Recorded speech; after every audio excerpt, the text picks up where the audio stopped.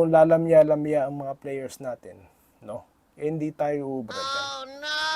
Kung si Abay, no, pa-banding-banding diyan sa gitna dahil nasanay siyang malakas sa PBA, ibahin mo dito sa FIBA.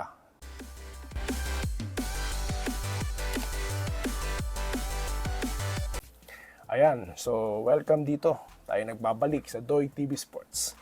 At ating napag-usapan sa mga nakaraan is of course si Kai Soto. Ayan.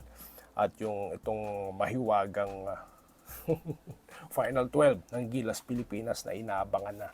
So ayan na, sobrang lapit na kung kailan i-reveal yan. Siyempre, bago i-reveal yan, tawag dito, labanan nila sa 25 kung kailan makakabangga nila ang Dominican Republic. Ayan. Well, alam niyo po, ito. Ang topic natin ngayon is ang Gilas Pilipinas versus Dominican Republic at ang Final 12 na ihaharap ng Gilas sa kanila. Ayan. So, dalawa po ang topic natin ngayon. So, mabilisan po yan. No? Natin pag-uusapan. Okay, ngayon. Ito muna ang top 12. So, nabanggit natin kung sino-sino yan. Bali, may link sa baba kung gusto nyo balikan. Yan ang Doy TV's Final 12 at first 5 dito. No? At sa point guard slot niya, no, aside from Scottie Thompson, si Abando ang aking napili. No? Dahil nga gusto ko yung level of game niya, no?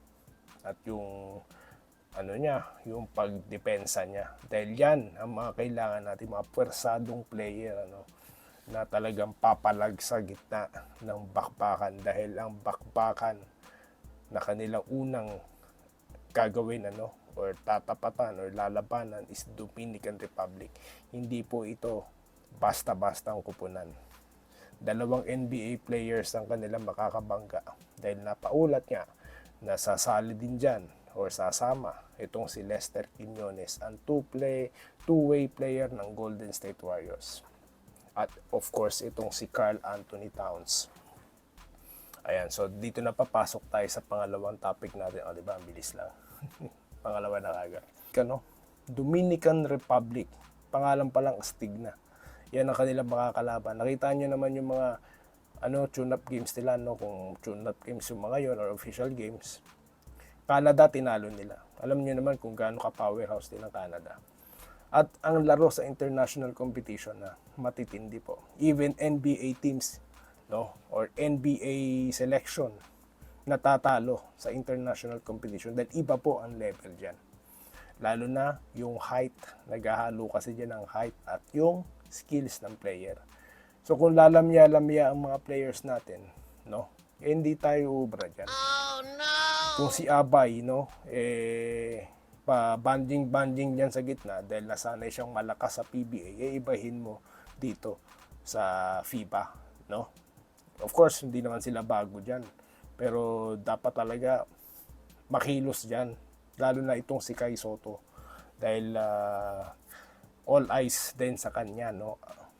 Given na itong si Jordan Clarkson, alam naman natin na puntos na mala NBA caliber na paglalaro ang gagawin diyan ni Jordan Clarkson, at na-anticipate na yan ng Dominican Republic na ang focus ng play ng Gilas might be kay Jordan Clarkson. So ngayon dito makikita yung skills ng ating coach. Ayan, alam naman natin ng ating coach, the legendary Chot Reyes. Diba? Diyan makikita yung kanyang creativity of the plays. Diba? Baka yung never-ending pasahan, no? So yun po exciting. Napaulat nga po na may mga tune-up games na nagaganap. And of course, kailangan po nila yan para sa paghahanda din, no? So yun. Dominican Republic, hindi po basta-basta ito. Karl Anthony Towns ang pinag-uusapan natin dito, isang legitimate NBA center na pwede rin maglaro as forward, pwede rin small forward. Dahil ito'y tumitira sa labas. Shooter po ito sa 3-point shot, mabilis kumilos, at malakas sa ilalim. Imagine that. Diba? So, kaya ba itong tapatan ni Abay, ni Junmar Fajardo, at ng ating 7'3" center na si Kai Sotto?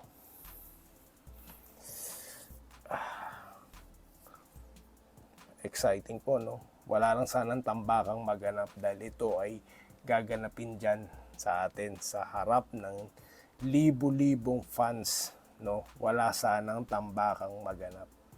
Well, hindi naman siguro yan papayagan ni Jordan Clarkson. Siguradong magwawala yan. Pero sigurado din po ang depensang gagawin dyan. Dahil alam naman nila na yan talaga ang pupunto sa Gilas. Di ba? So, tignan natin. So, yan po ang ating aabangan. No? At tignan natin kung anong magiging plays at ang magiging execution. At, of course, yung magiging attitude ng ating manlalaro sa pagsisimula ng FIBA dyan sa Manila, no?